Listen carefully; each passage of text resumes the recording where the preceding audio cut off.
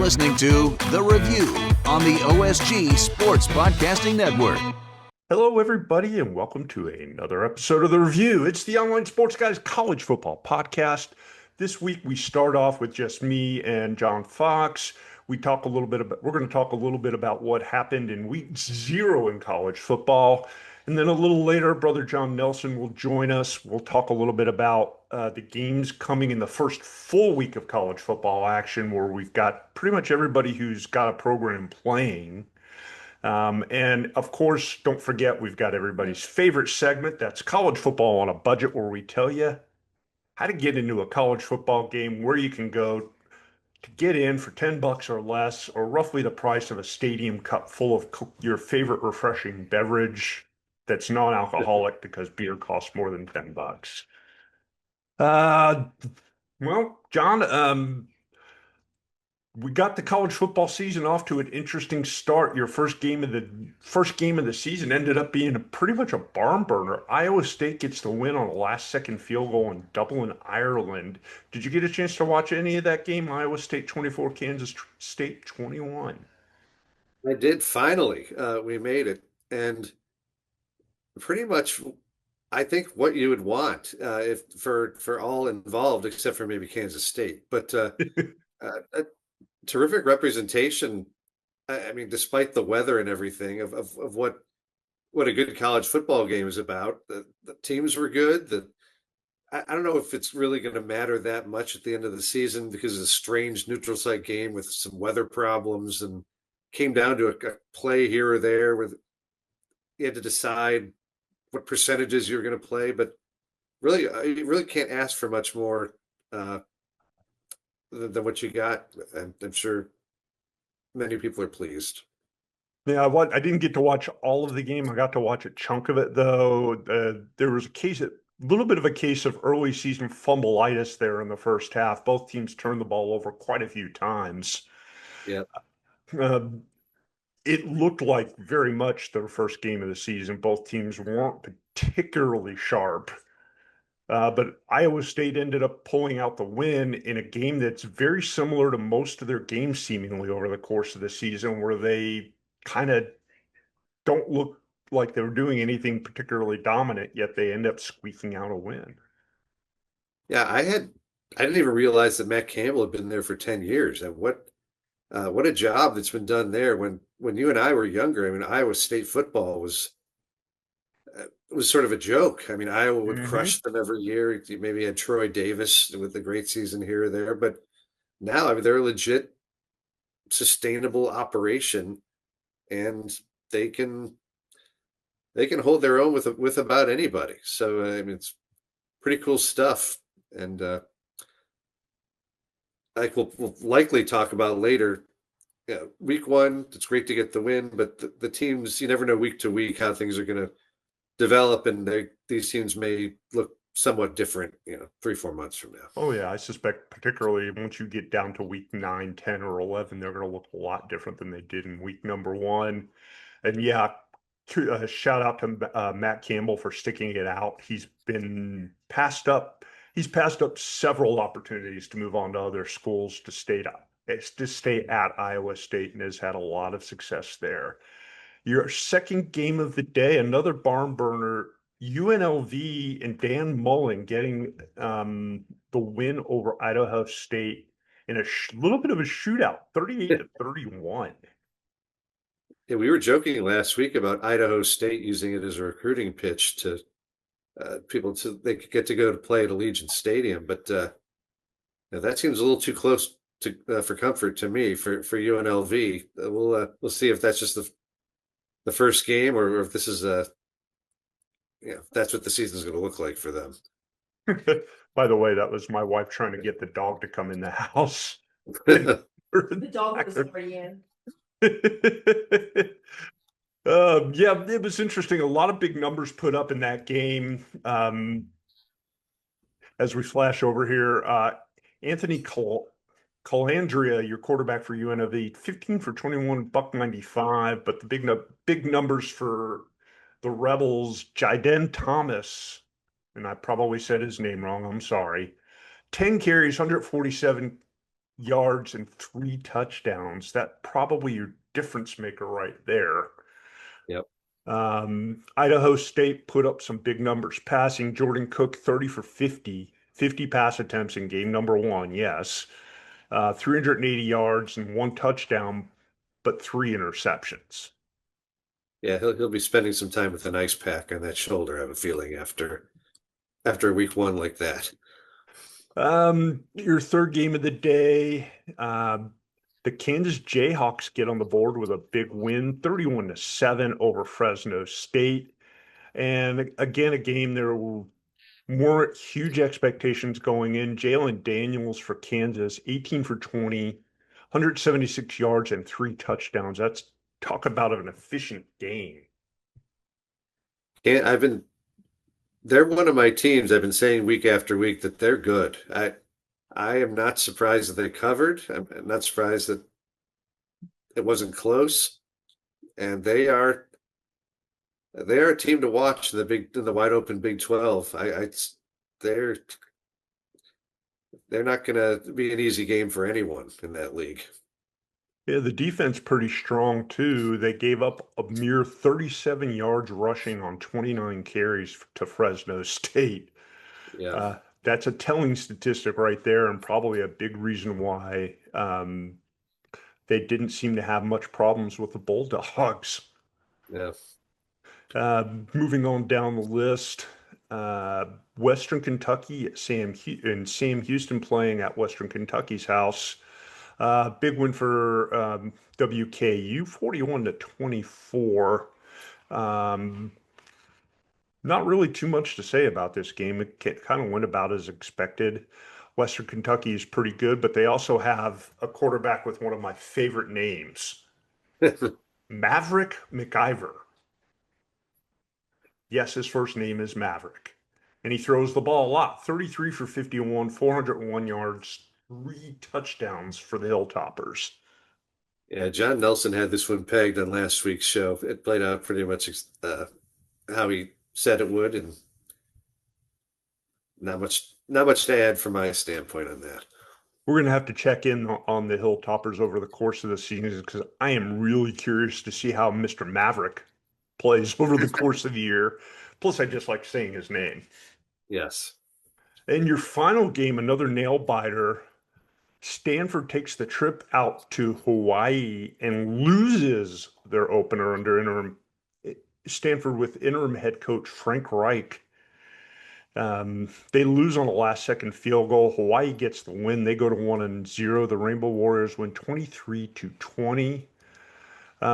Sounds like it was just, I didn't stay up to watch it, but it sounds like it was a pretty exciting game.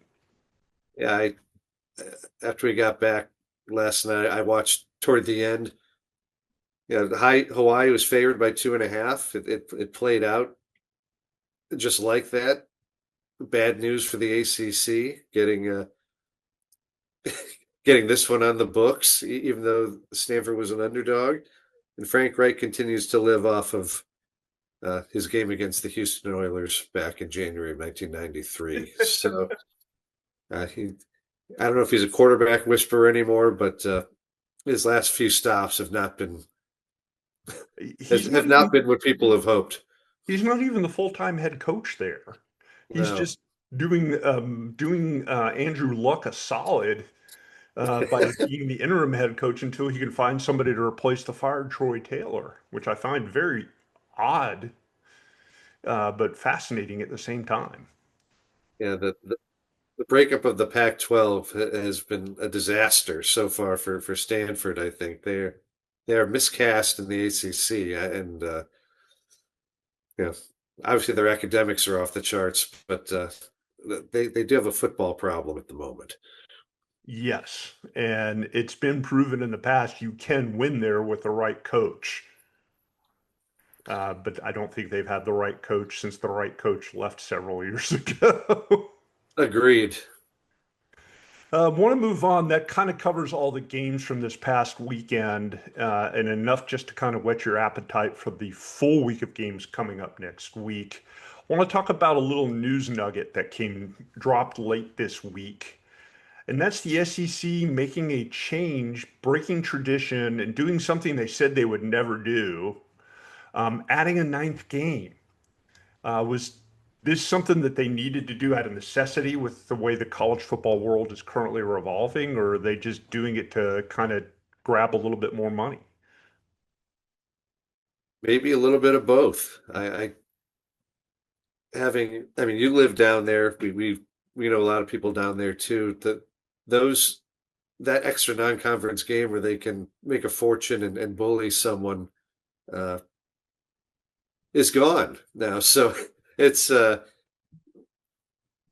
I yeah, I don't see it as really a negative. I know how they feel about it, but having an odd number of conference games, I think, is important when it comes to differentiating teams within the structure of how things Hmm. finish. And so, hey, I'm certainly sitting up here. I'm not going to complain about another good SEC game on the schedule versus playing against whatever small school in the South is there for a payday. That would have been the case up until this point. It's interesting that their move leaves the ACC as the only one of the Power Four conferences that play 8 games on their schedules. And I think that'll work to their disadvantage uh, when it comes to selection time. Uh, Not that they have many advantages to begin with, but this really doesn't help their cause. Yeah, and it's really, to me, it seems like it's an opportunity for the SEC and the Big Ten and the Big 12. They have a little bit less of the quote unquote cupcake games where they play a team that they know they're going to beat, and it's just a matter of how much they're going to beat them by and making sure nobody gets hurt kind of a game. Yeah, this will have to be I would imagine that the deal that was struck was it would take the shape of the college basketball strength of schedule argument when you're uh, getting teams in the tournament or seeding them. That the SEC teams may lose another game here or there, but ultimately, I'm guessing would not hurt their chances of making the field based on strength of schedule. And an interesting caveat that the SEC threw in there when they made this move, they're requiring their teams to schedule at least one high quality non conference opponent from one of the other Power Four conferences. And that includes Notre Dame as a potential high quality non conference opponent. Could make for some interesting times and certainly draw some a little bit more interest in their um, again, going back to the cupcake games where they sometimes struggle to get people in the stands. Boy, I just theorizing what some of those games could possibly be the non-conference. Uh, I mean, those are big money games that I'm guessing some big neutral site arenas that'd probably be good for all involved. Maybe the coaches don't feel that way, but it'd certainly be for some interesting viewing. Well, I mean, the perfect example of that is in week one, and we'll talk about this a little bit later in the show when we go through next week's schedule. Your first game of the weekend, this coming weekend, Ohio State and Texas. It's the perfect, that's about as powerful of a non-conference, high-quality non-conference opponent as you can get. Yeah, you've got that on campus. You've got the Mercedes-Benz games in Atlanta, Syracuse, Tennessee. So that's yeah, boy, this is a windfall for and that those are just the noon games. I mean, Mhm. that's yeah, they're coming in hot week one, and it's going to be fun. Yeah, I like the idea of doing it that way as opposed to having a directional state school that barely qualified for FBS qualifications coming in basically to be a practice game. Yes, totally agree. Although Illinois has that week one, but their schedule is they play Hey, Duke at Duke the following week, so that's not a cupcake non-conference. yeah, and there's something to be said for that. If you see some of the games that are played in that first week of the season, and it looks like some of these teams need an extra couple of weeks of practice before they should be taking the field. So there's something to be said for that soft launch as opposed to just jumping right in. Yes. So we'll see which teams are ready. And this I I hadn't really thought about it much until I saw it the way the weekend played out, but I'm a huge fan of spreading out the games over 5 days. Hmm. It's like having your own week one football festival, total immersion if you want it. It's Hmm. pretty cool stuff. There are good games every day too, if you're paying attention, which we'll get to later. But yeah, I'm really looking forward to it. Yeah, college football taking advantage of the Labor Day holiday weekend. If you've got the opportunity to spread it out like the NFL does most weekends, why not? And Yeah, they don't have to go up against NFL games this week because the NFL hasn't started yet. yeah. Um, Get the U.S. Open tennis and baseball, and that's about it. yep, exactly. It's a good plan. Um, Coming up here in just a second, we're going to be joined by Brother John Nelson and kind of take a look at what's coming up in the week that we were just talking about just a second ago. The games that will mean something and the games that you could get into cheaply. That and more when we return for the second half of the review. You are listening to the review on the OSG Sports College Football Network. Well, guys, we really kind of kick into the full week of college football this coming week. There's a whole lot of college football action going on, and we might as well jump right into it because just for the simple fact that there's a lot to go through, a lot of There's a games. lot. They start on Thursday of Labor Day weekend. Thursday Yes. evening to be precise, your first kickoff, a Thursday night matchup, Boise State at South Florida, which is actually somewhat of an intriguing matchup. I mean, that's the beautiful part of this whole thing. I mean, it's you end up with, I mean, look, Sly's got Western Illinois and Illinois for ish sakes. And, you end up with the 25th ranked team, depending on which poll you take. And we know how painful that can be sometimes. At South Florida, Boise's at 6.5, 63.5. And I think that's just kind of one of the sneaky ones. Obviously, for the X, we caught up with Charles Kelly at Jacksonville State. Mm-hmm. They are a little later than 5:30. They're a 7 o'clock, and they are officially football on a budget, by the way. Yeah, we'll go through that here in a minute. Right. But I mean, it's like I'm trying to sit here and buzz through, but yeah, on like Thursday night, it literally is short of maybe Nebraska and Cincinnati late. Yeah, It is the definite sickos unite for the first full weekend of the year. I find it interesting that Cincinnati and Nebraska is a 9 p.m. kickoff. Well, it's after Boise and South Florida, and I guess they're anticipating that Boise's going to throw a lot. So they've got that 3.5 hour programming window. So they're going to go from Boise at South Florida to that 9 o'clock kick at with Nebraska and Cincinnati at Arrowhead. By the way, it is a neutral-ish site game.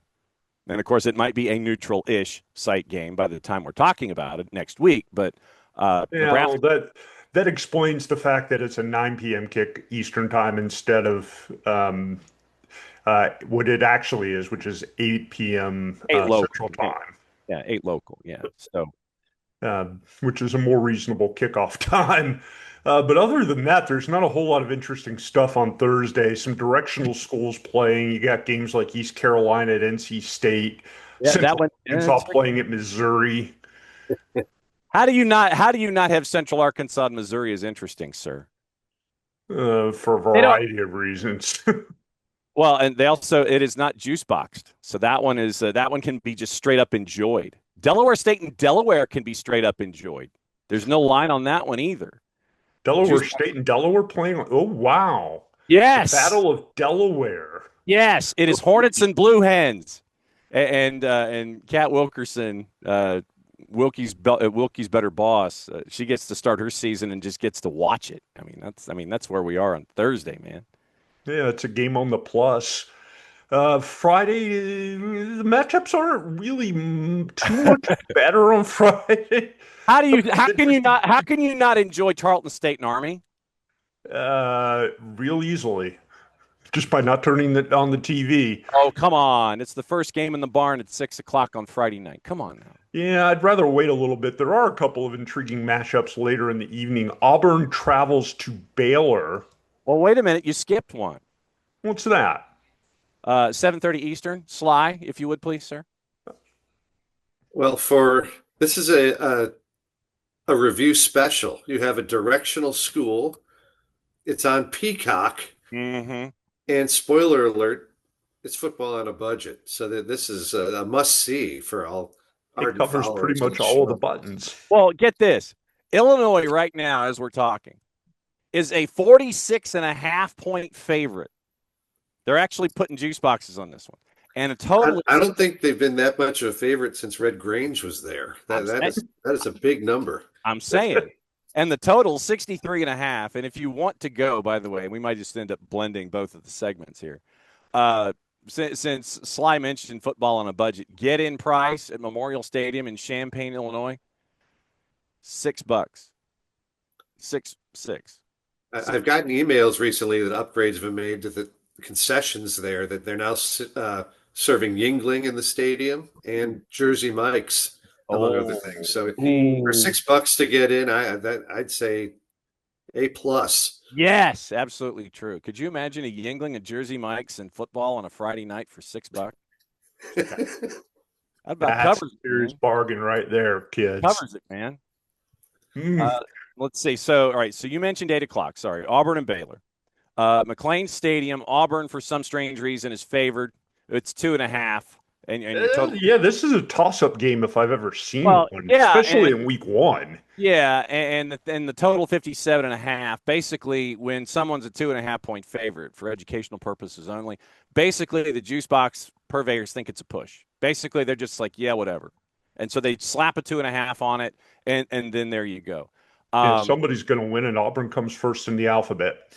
Yeah, really? Well, no. No. The school north of them in the rivalry comes before them in the alphabet. But they're not playing that school. They're playing Baylor. Well, yeah. Well, actually, no. App State plays at Charlotte. They're ahead of them in the alphabet, and that's your kick at 7 o'clock. You missed my joke. I'm sure I did. and so right now we have a situation where Hugh Freeze has already thrown his quarterback under the bus, the one that they paid $2 million to lure from Oklahoma, Jackson Arnold. And it appears that Auburn is going to play as many as that many quarterbacks in a game at Baylor to start your season. Ooh. And I'm holding, for those just listening on the audio side, I'm holding up 3 fingers.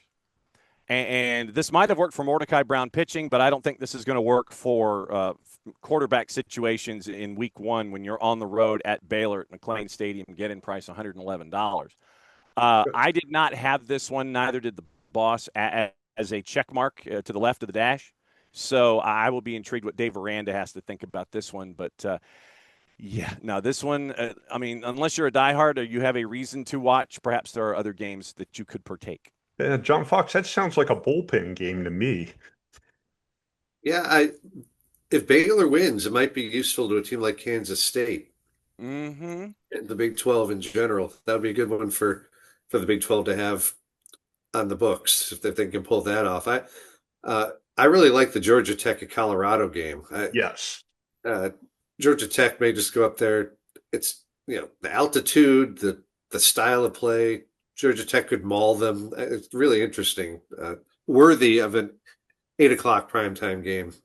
Yep. Tech is a 454.5. Get in price $111 at Folsom Field.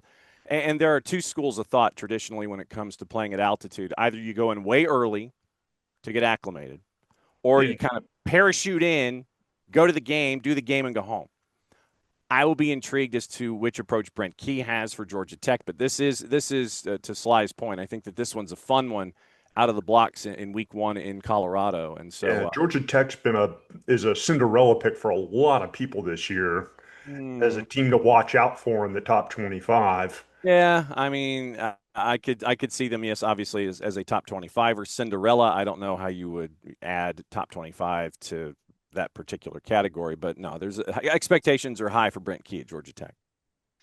Yeah, they had a good season last year. They finished really strong, even in the loss to Georgia at the end of the season. They played extremely well. And then there's Saturday, Then there's Saturday. the big day in college football. And it's unfortunate that Marty could not join us this week. He is Oh, in the process of traveling and he'll be back next week.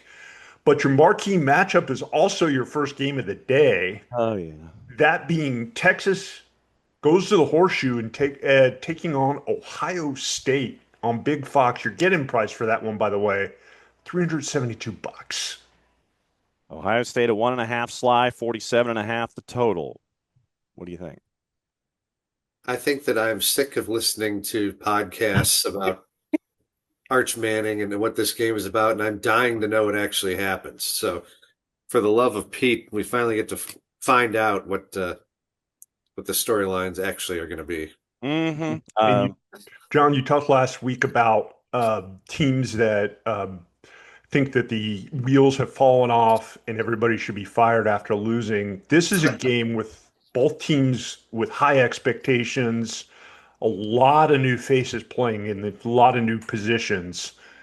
And the potential for this being like a 15-12 slobber knocker ugly game really exists. Yeah, and there is in some circles, depending on which circles you frequent, there is a concern, and I don't know how guarded a concern it is, that because of the athleticism that Texas has at each position, if you go position group by position group, there is a concern in B1G circles that this could be blowout city, because the athleticism of the Texas athlete seems to be better position by position, except for maybe tight end, I think, for a TOSU.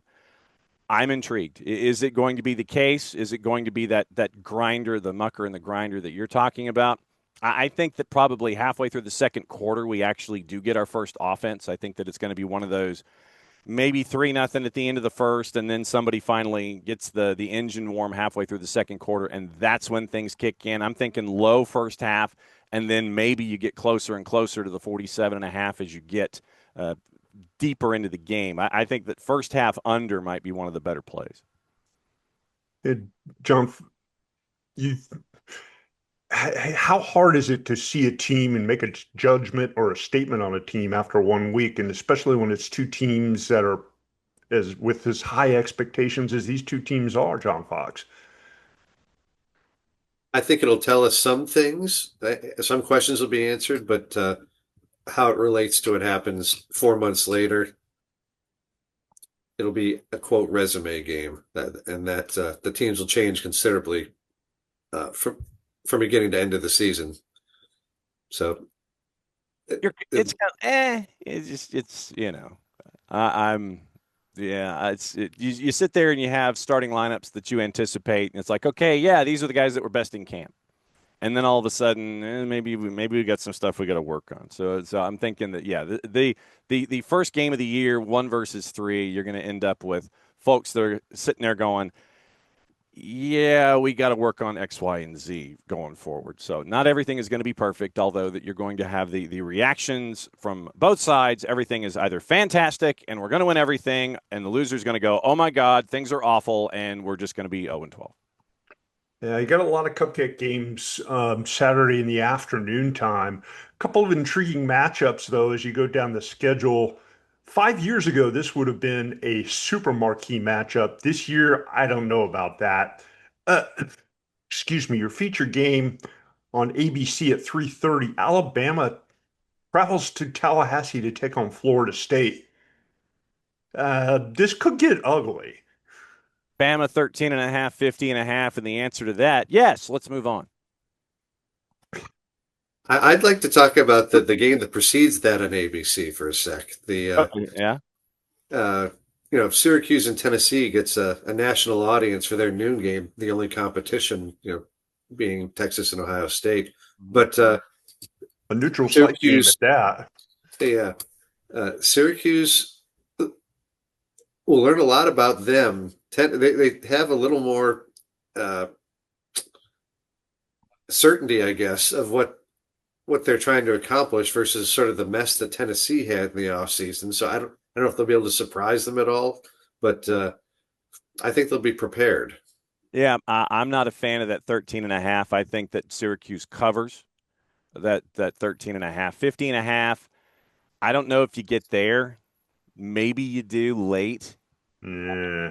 But I'm not a fan of 50.5, and I would definitely take Syracuse to cover there at noon. Yeah, I don't really know what to expect with a Tennessee team that lost their starting quarterback, lost several key position players over the course of the offseason.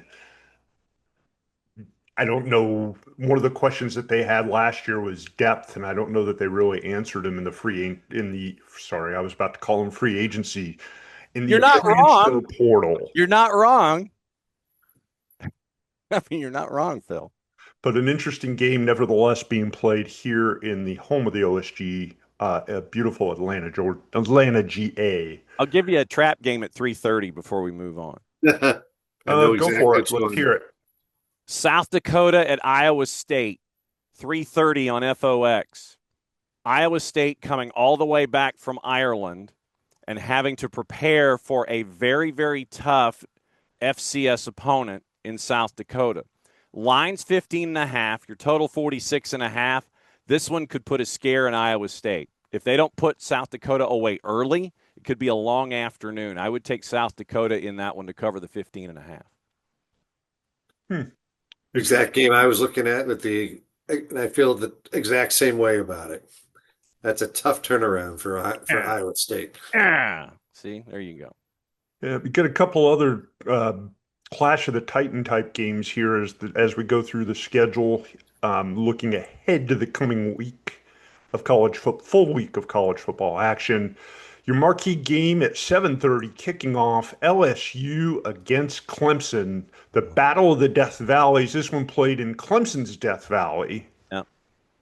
And another game that's going to be really interesting to see. The expectation levels for Clemson this year are astronomical after a couple of really off seasons for them.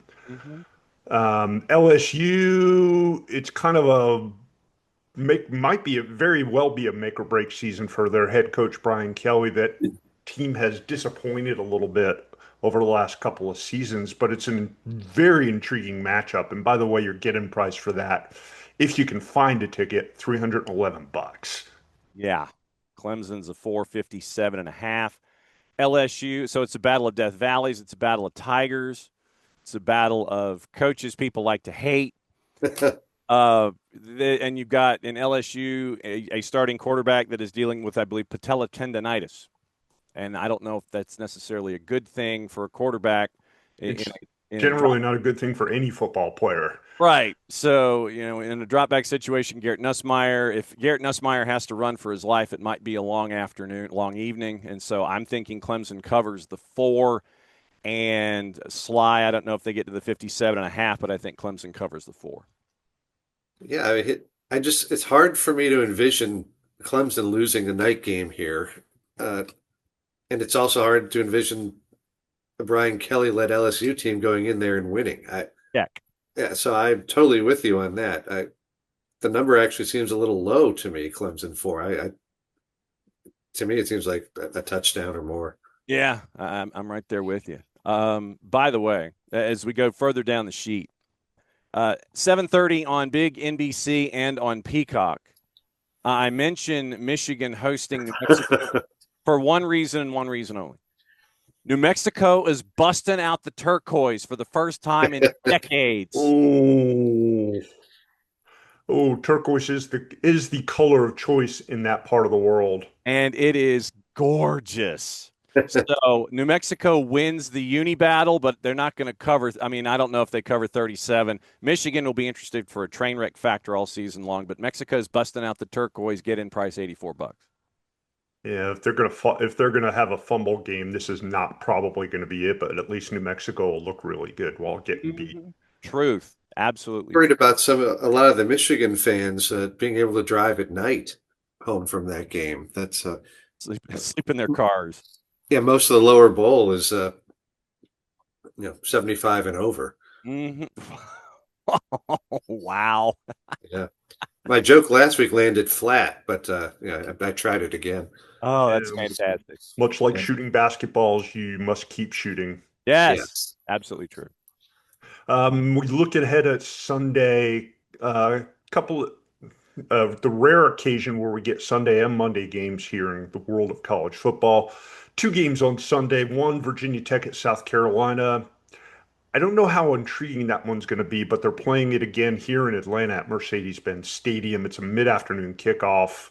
South Carolina, the expectations are pretty high in Columbia after Lenore Sellers finished with a spectacular flourish at the end of the last season. Yes. They did lose a lot. That's what concerns me. They do have it because we saw it happen in the bowl game when a lot of the players who had left who left weren't playing. They lost to Illinois. They if Lenore Sellers isn't dominating the game, it's going to be a tough.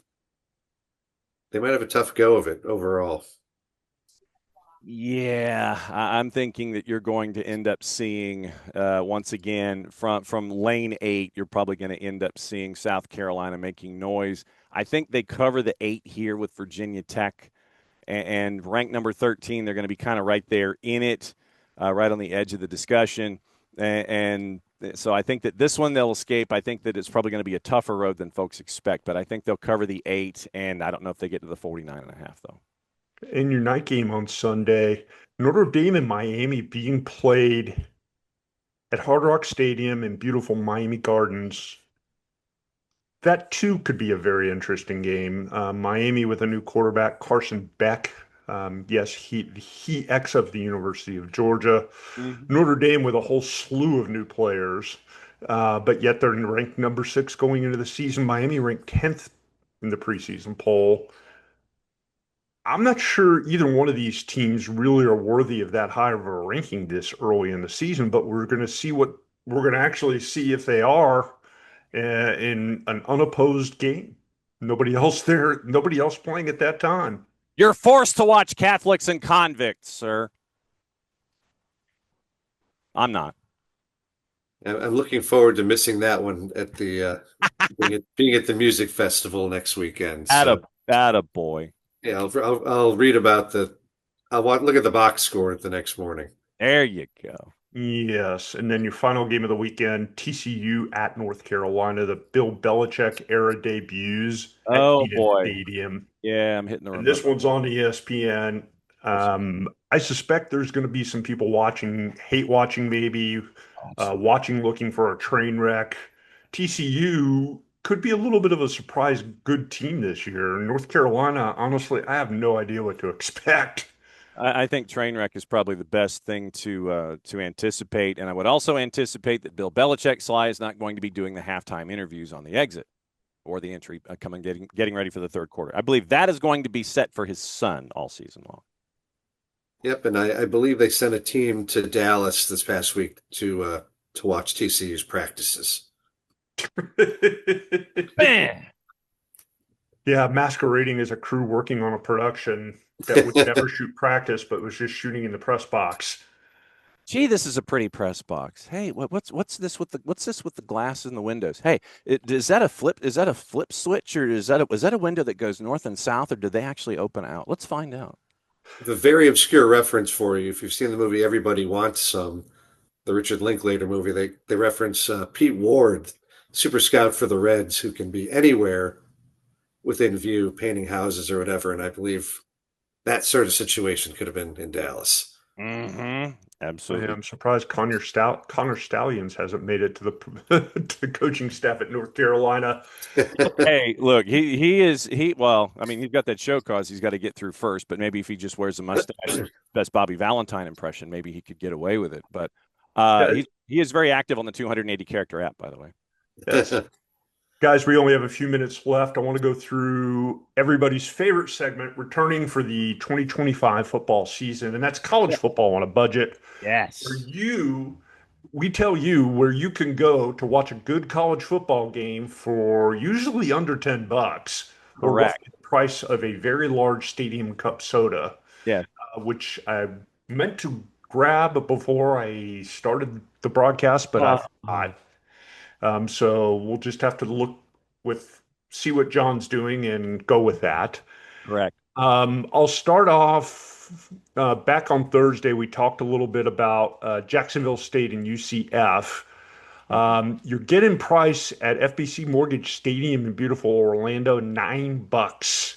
Dang, I'm in. I want to see what Charles Kelly and his staff look like. Charles Kelly and the Trickets. Sounds like a 1980s cover band, but uh, Charles Kelly, new head coach at Jack State. That's why we've got him this weekend. This week on the X coming up, the full interview, and it's his first chance to be a head coach. He gets to go to UCF. They're active Thursday. You've got Trickets as your offensive coordinators and your line coach, a generational thing. And so I'm intrigued. I will go ding. Yes, Jacksonville State and UCF. Agreed on all counts. And your other Thursday football on a budget game of the week. Oh no. Miami of Ohio, not Miami of Florida, No. travels to Camp Randall Stadium in beautiful Madison, Wisconsin to take on Wisconsin. You're Teach me getting how to price for that game $7. teach me how to Bucky. Teach me how to Bucky. Wisconsin 17 and a half, 39 and a half. If I could prorate it, Sly, and just go in late third quarter and just go in to go jump around and then leave, could I prorate the $7? Absolutely. I mean, there are plenty of bars that'll take your money during the first half within walking distance of the stadium. So I would absolutely go for a Thursday night in Madison. Should be a Yeah. blast. Yeah, there are $3.50 to go see the second half and jump around and then turn around and leave. So it's like I don't know, maybe it's a shot glass. Yes, it's only for the second half. So if you have a half filled glass, it's like a di. It's not a ding. Yeah, we got several games to talk about on Friday, starting off with the game we mentioned a little earlier, Tarleton State at Army. You're getting price at Michie Stadium, $9. Yes, because of the atmosphere at West Point. Yes, and it's the first game on that Friday night. So go see Army run roughshod over Tarleton State, but because of the atmosphere. A little Agreed. later in the Go ahead, John. Yep, agreed. Yep. A little later, an hour later, you can make the trip to beautiful Winston-Salem, North Carolina, as Kennesaw State travels up the road I-85 to play Wake Forest. You're getting price at Allegacy Federal Credit Union Stadium. I can't pronounce that. Forgive me. I guess it's a Legacy or Allegacy Federal Credit Union Stadium. I guess. Yeah, you're getting price for that one, $8. Because a lot of the staff on the soccer side are Kennesaw Staters, and I would probably go Hootie Hoo just to get in for $8 on a road trip. So Hootie Hoo, yeah, why not? Pass for me. I would rather be in Champaign at that time. See, he's going to the $6 game at 7. Yeah, because that game's a better deal, and because of course it's his beloved Illini, Western Illinois and Illinois playing. $6 you're getting price for that one. Jersey Mike's and Yingling and $6 football on a Friday night. You can't go How wrong. could you beat that? What I'm saying. We move on to Saturday, where we got several matchups that are also qualifying for college football on a budget. We start with a noon kickoff, Florida Atlantic at Maryland. You're getting price for that game in College Park, $6. Nope. No interest at all. Nope. Unless you're doing the Army Maryland double, I don't know if it's worth the trip. Yeah, that does portend for at least a double dip in one trip kind of a day. Also a noon kickoff in New Orleans. Northwestern travels down to take on Tulane in a somewhat intriguing matchup. You're getting price for that one, $8. Northwestern expected to be a little bit better this season. Tulane's always dangerous. It's New Orleans. It's a Saturday. It's a noon kick. It's under $10. What part of that is a no to you? Seriously. Go to Yeoman, enjoy football for $8 and start your weekend right. Hard to argue with that. We move to the 2 o'clock kickoffs. Your first game here, Fordham against Boston College, No. the game at Chestnut Hill, Alumni Stadium. You can Nope. get in for that game as of right now. The get-in price $6. Nope. Better to go to Alumni Stadium later in the year when the colors change, not right now for your season opener. Fordham isn't compelling enough to make me go to that game. Agreed as well. Directional state school alert. Eastern Kentucky travels to Louisville to take on the Cardinals. You're getting price for the game at Ellen Federal Credit Union Stadium, $8. Nope.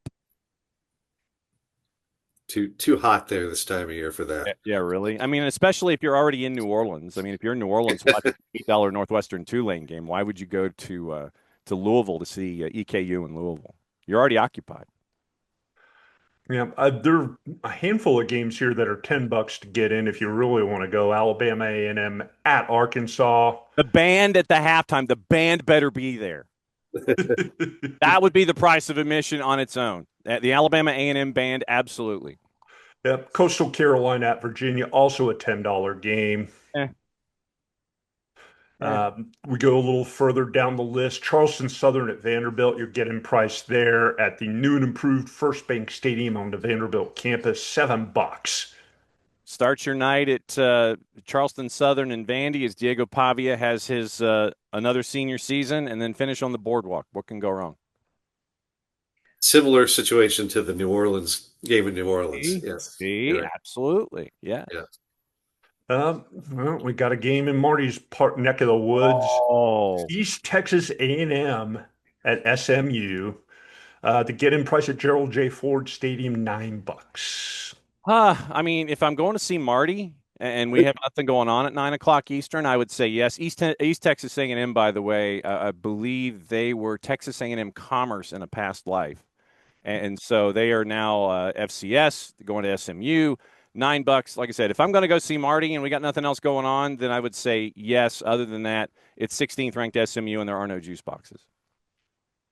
And your final game for tickets for Marty. Yes, absolutely true.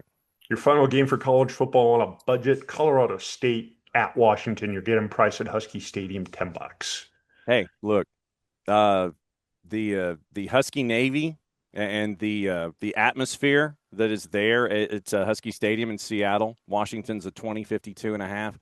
I would say sure, just because it's going to get colder and wetter as the year goes along. So go when it's dry. Go enjoy the Husky Navy and have fun. I mean, it's an early season game. It's a West Coast game, and I think you can fly. If you get in your transmogrifier, you can get from the East Coast to the West Coast to see the late game on the B1G. Seattle on its own, $10. Washington is a team. Look out. I don't know if they have complete the depth that they want under this new regime, year two, but I would not underestimate that team this year. They're going to cause some problems for people who think that they might be going into a situation like last year where they didn't have their act together, but not to be. They're going to cause some problems. Yeah. Make a little noise. There you go. Guys, it's time to wrap things up here. We have talked long enough here on the review. We've given you everything you need to know about the games coming up. At the beginning of the show, we talked about the games that already happened and some news of the week. Make sure you tune into the College Football X. That comes out on Wednesdays. Brother John and Brother Wilkie talking college football with the coaches, with all the experts, the people who know the game the best. You have been listening to the review. For John Nelson, for John Fox, I am Phil Cantor. We are the OSG Sports Team. Thanks for tuning in, everybody. Have a great week. Please like and subscribe.